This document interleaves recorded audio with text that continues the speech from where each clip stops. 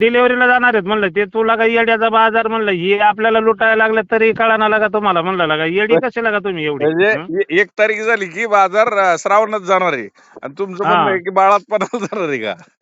मग आता त्यो म्हणतो की व्यापारी सगळं निघून जाणार इथून, म्हणलं ते काय बाळातपणाला जायच्यात काय व्यापारी श्रावण महिन्यात? हा, हा. हं? ते किती कुठली गोष्ट लावा कुठं मला काय गणित कळाना. आहे ना, अहो मग आता तुम्ही बघा ना, आता श्रावण, आता मोहरत त्यांचा श्रावण चालू झाला उद्यापासून. हा त्याच्यानंतर आपला चालू होणार, बाजार वाढणार का कमी होणार? कसं काय कमी होणार उपासाचा दिवस आला म्हणल्यावर? अहो उपासाला फळ आता मला सांगा. तुम्ही बाकीच्या दिवस उपास धरा नका धरू पण तुम्ही आखाडी एकादश धरताय बरोबर. हा मग आषाढी एकादशी दिवशी तुम्ही फराळाच खाणार ना. फराळाचं खाणार नाही, तुम्हाला सांगतो 50 रुपये डझननी केळाला कोणी घेत नव्हतं, त्या दिवशी 80 रुपये डझन केळं विकल्यात. आणि मग बाकीची फळ आहेत. आता आपल्याकडं केळी खातो हं, आपण. उत्तर हं. भारतात डाळिंबाला जास्त डिमांड आहे. मी म्हणतो आता इथं डाळिंब पिकताय म्हणून नाही लोक खातं विकत घेत, कुठून बी चालता चालता 4 फळं तोडून घेऊन जातात जे खातात ती. पण बरोबर. तुम्हाला सांगतो केळी म्हणजे कंप्लेंट, तुम्हाला सांगतो 50 रुपये डझनची केळी 80 रुपये, आणि ते बी 4 वाजता एक केळ नाही राहिलं हांगेवाडीमध्ये. हा हा हा हा हा मग आता परत इतर वारी का 80 रुपयानी का ना ते? हे महत्वाचे म्हणून उपासाच्या दिवसात फळांचं डिमांड हे वाढत असतं आणि रेट हे हा वाढत असतात.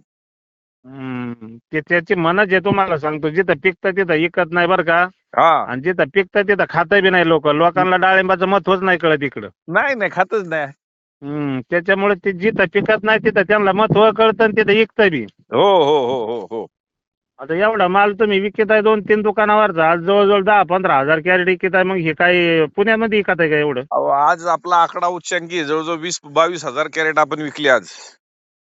इंदापूरचं आणि इंदापूर, पुणे, नाशिक. हम्म. हम्म आता एक मी व्हिडिओ ऐकला बरं का, आता 3-4-5-6 दिवसापूर्वी लोक म्हणायचे मंदी मंदी, तर ते एक सांगोल्याचा माणूस आहे बरं का, हा पत्रकारच होता त्यो हा. काय म्हणला, तुम्ही म्हणता की मंदी मंदी मंदी आली किंवा व्यापारी तुम्हाला मंदी दाखवित्यात, हम्म. मग म्हणले कमीत कमी काही लोकांक 1000पासून 15,000पर्यंत कॅरेट आहे म्हणले, काय काय आडत्यांक. हा हा हा हा मग हे रोज विकत आहे ना म्हणले, मग मंदी ते माल विकायलाच नाही ना पाहिजे म्हणले. हा रस्त्यावर फेकून द्यायला लागला पाहिजे. किंवा माल मार्केटला शिल्लक राहायला पाहिजे ना, मग म्हणले मार्केटला तर एक कॅरेट राहत नाही, मग मंदी कायची म्हणली. हो हो हो हो हो मंदी फक्त आली शेतकऱ्यांना कळा ना म्हणले, व्यापारी धुवायला लागला, तुम्ही मार्केट करा ना म्हणले, तुम्हाला काय अडचण आहे म्हणले. हो हं? हो हो हो हो हो यांना जी एका दिवशी 10 टन द्यायचा, तर तुम्ही 4 दिवसात 10 टन इका ना नेऊन तुम्ही मार्केटला म्हणले. हे म्हणतात मार्केटिंगचा अभ्यास. आता तुम्ही उगं नाही 20 वर्ष सुरत बाजारात काढले. आम्ही म्हणजे तुम्हाला सांगतो, आम्ही लई ह्याच्यातून आलोय, पार 10 रुपयाच्या भांडवलात व्यवसाय मी केला. तुम्हाला सांगतो स्टार्टिंग 10 रुपयाच्या भांडवल होतं मला पहिल्या दिवशी. पेरू घेतलं 10 किलो आणि त्याच्यावर व्यापार चालू केला मी. मग मला सांगा 10 रुपयाचा पेरू घेऊन जर व्यापारी म्हणून तुम्ही मोठा होऊ शकताय आणि आपण हा लाखो रुपये खर्च करून आपण छोटं व्हायचं का? आपण सुद्धा व्यापारच केला पाहिजे शेतीचा. म्हणूनच तुम्हाला सांगतो, शेतीकडे ना शेतकऱ्यांनी व्यापार म्हणून बघितलं पाहिजे, हो हो हो हो आणि आडतदारांनी बी आहे ना, जे शेतकरी आहे ना तो आपला माणूस आहे म्हणून असं समजलं पाहिजे, तरच हे व्यवहार चालू शकतात. तुम्हाला सांगतो. मग मला तेच सांगा ना. आणि आडतदारांनी बी पहिल्यांदा शेती करून पाहिली पाहिजे. हा मग त्या आडतदाराला कळतं की शेतकऱ्याची दुखणी काय आहेत. दुखणे काय आहेत. हा त्याच्यामुळे मग माझ्या डोक्यात तेच आहे, त्याच्यामुळे तिथं लोकांचे माझे लय कटकट होते तुमच्या विषयी, तुमच्या दुकानांच्या विषयी. नाही हो का दुनियाने काही म्हणू द्या. शेवट हम्म. प्रभू रामचंद्राला सुद्धा त्रास झाला. श्रीकृष्णालाही हो. त्रास झाला. संत तुकाराम महाराजांनाही त्रास झाला. ज्ञानेश्वर माऊलींनाही त्रास झाला. म्हणून त्यांनी त्यांचं चांगलं पण सोडलं का? तर हे अहो होऊ तेच. द्या. मी जर चांगलं काम करत असेल आणि मला जर हम्म. कोण वाईट मानायचा प्रयत्न करत असेल तर त्याचा मी स्वीकार करतो. तुम्ही वाईट दाखवा, मला अजून संधी भेटेल की मला चांगलं बनायची. हा ते तर आहेच ना. त्यामुळं असं डोक्यात धरायचं नाही की आपल्याबद्दल कुणी वाईट बोललं ना तर मी हम्म. मी जाहीर बोलतो की माझं वाईट सांगा की हे वाईट आहे. तर नाही ना, पण ते कसं होतं तुमच्या लक्षात आलं का? हा मला काय थोडक्यात उदाहरण, मला काय तुमच्याकडून कुठलं कमिशन नाही, किंवा मला काय तुमच्याकडून सोयरीक करायची नाही तुमची, किंवा माझे तुम्हाला करायची नाही. पण मला काय दिसतं, हा खरं खोटं दिसतं ना याच्यामध्ये. जर सामनी माणसाला जर चुकतच नाही काही, हम्म, हम्म. माणूस आज हजारो लोकांना तोंड देऊन सांगतोय, लोकांचं लाखो रुपयांनी कल्याण झालं लोकांचं 2-3 वर्षामध्ये. झालं ना, हा झालं मग झालं. तुम्ही विचार करा, त्यो आज 2 का 3 वर्ष झालं, तो करडे आंबळ्याच्या मध्ये बाग होता 5 एकराचा. हा हा हा हा 171 बाग दिल्याला पार, म्हणजे फक्त हा म्हणायचं राहिलं. आणि तुमची क्लिप पाहिली हा संध्याकाळी गडी बदलला ना, ते म्हणला बा 200च्या वर काय असेल तर ये, नाही तर नको येऊ बाबा, आमची घरचे नाही देत. बरोबर आहे ना. घरचे काहीच नाही म्हणले त्याला, पण तुमची क्लिप पाहिल्यामुळे त्याच्या डोक्यात ती आळही सरकली. नाही, सरकलीच पाहिजे ना. आणि तुम्हाला सांगतो, ते सकाळच्या पारी 8 वाजताच गाडी आली त्याची, माणसं गाडी कॅरेट 201 रुपयांनी. हा 30 रुपये किलो मागं वाढलं ना. तुम्ही ती क्लिप टाकली ना, परत 9 लाख रुपये वाढले त्या माणसाचे. 30 टन माल निघाला. आता मला सांगा, ते तर वाढलेच, असे कितीतरी लोक माझ्यापर्यंत पोहोचत नाहीत. मागच्या 2 वर्षापूर्वी सटाणा तालुक्यामध्ये 1 कोटी रुपये व्हायचं होतं, त्यांनी गणित धरलं होतं. बाजारात आपण सांगितलं एवढ्या एवढ्या दिवसांनी बाजार वाढणार आहे, आणि तशी जी बाजाराने छलांग मारल्याच्या नंतर त्या प्लॉटचं 15,000 झाडाचं 2,75,00,000 झालं. हा मग बघा बरं, आज मग तुम्ही विचार करा, डायरेक्ट 2.25 लाख रुपये, 2.25 कोटी वाढलं. आता परवा दिवशी मी इंदापूरला गेलो होतो, सराफवाडीला.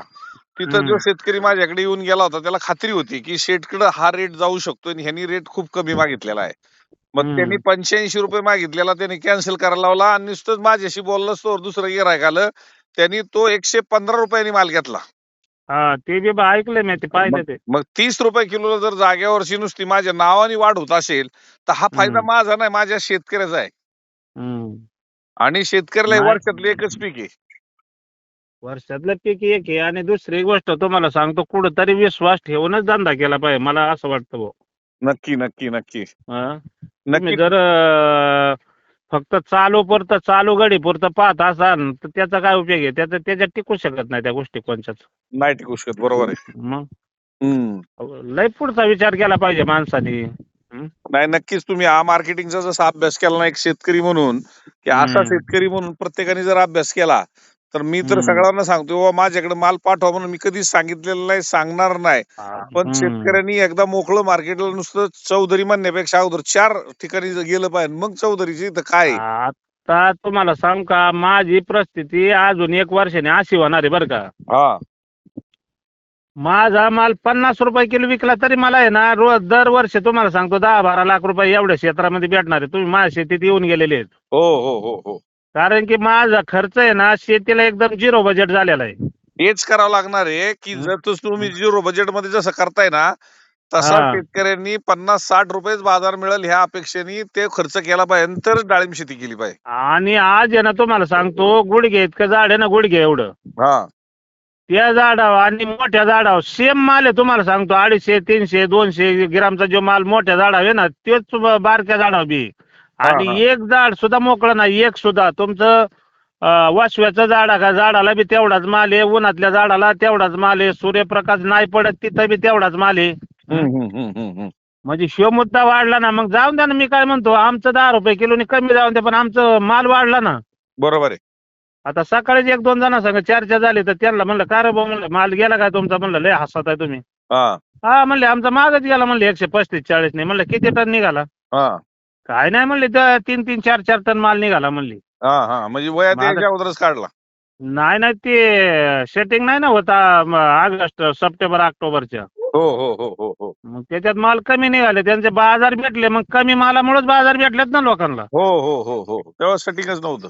हा. आणि मग आता कसं आहे तुम्हाला सांगतो, आता त्यांचं जिथं 4 टन निघालं तिथं आपलं 10 टन किंवा 8 टन माल निघणार आहे. मग त्यांचं जर 140 रुपयाने 35 रुपयाने गेलं ना, आपलं आज 80 जरी आपल्याला हातात पडलं, तर आपला 160 ने झाला माल तो. बरोबर आहे. म्हणजे असा एक माझा हिशोब असा असतो, तुम्हाला सांगतो. काय आपल्याला, आपण त्यांच्या पुढे ज्यांना म्हणायचं, आपण कुठं मागं राहिलो त्यांच्या. नक्की नक्की नक्की. आणि 4 लोकांची याच्यामध्ये पोट बी भरतात ना आपल्या मागं. हो हो हो हो आज तुम्ही विचार करा, गाडीवाल्याच्या उद्या गडीभर मी म्हणतो 8 खेपा झाल्या, तर त्याचं 8 खेपे माग त्याला 8,000 जरी भेटलं, तर 8-8 64, कमीत कमी 60-70 हजार रुपये त्याला भेटणार आहे. हो हो हो हो हो तुमचे इथं बी 4 मजूर पोट भरणार आहे, याशिवाय तुम्हाला 2 रुपये भेटणार आहेत याच्यातून, आमच्यातून. बरोबर आहे. म्हणजे हे जगतात किती लोक याच्यावर पाहा ना तुम्ही. बरोबर आहे. कुठंतरी आशीर्वाद भेटतोच ना त्या गोष्टीचा आपल्याला. नक्की नक्की नक्की. चालतंय बघतो मी उद्या येतो घेऊन आता उद्या तिकडे जातो नाशिकला. हो चालेल चालेल चालेल जावा. बघू एखादं ट्रिप मारून पुण्याला मग तुम्हाला फोन करून येईन वाटलंच. चालेल चालेल या.